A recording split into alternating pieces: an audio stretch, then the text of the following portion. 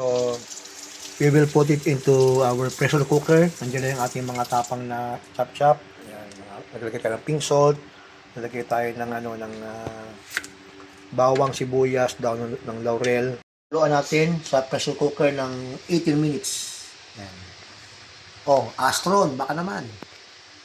Para lumambot. Andiyan na yung mga spices and everything.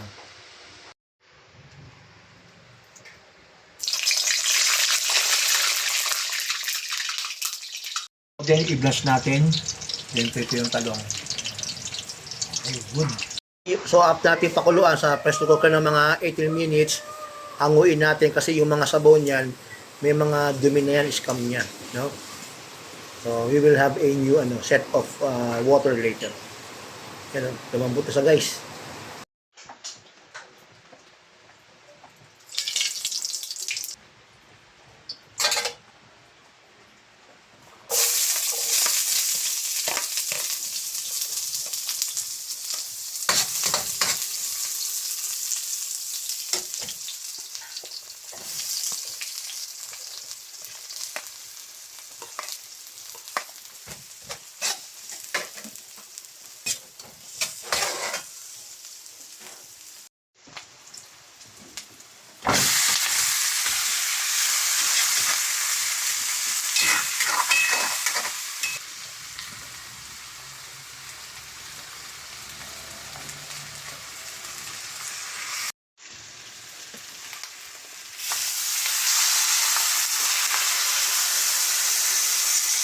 Ito yung galing sa pinagpakuluan kanina. Yung mga scum tinanggal natin.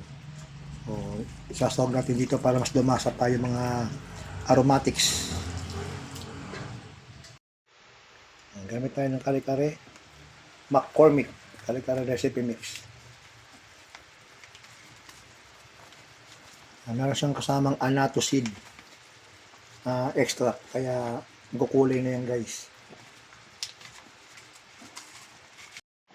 Okay, so ito paborito ni Rhea na peanut butter, babawasan muna natin para meron tayong pangsahog sa ating kare-kare.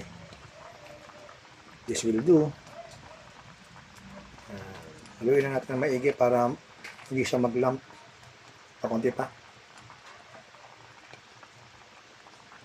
Okay. Okay, turmeric powder, lagyan natin. Okay, Barrio Fiesta, baka naman.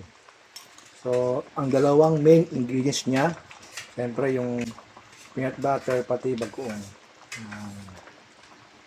Okay, so we will have this slurry para pampalapot yan guys. Konti lang muna, tansya lang natin para pag ilagay natin mamaya na sa pang ating secret ingredients ay maayos siya. Siyempre, ang ating sikretong ingredients, lagyan ng dinurog na skyflakes para pampalapot yan guys. Saka, okay, sitaw na i-blanch natin kanina, spread mo doon sa wok. Okay, yan yung pechay.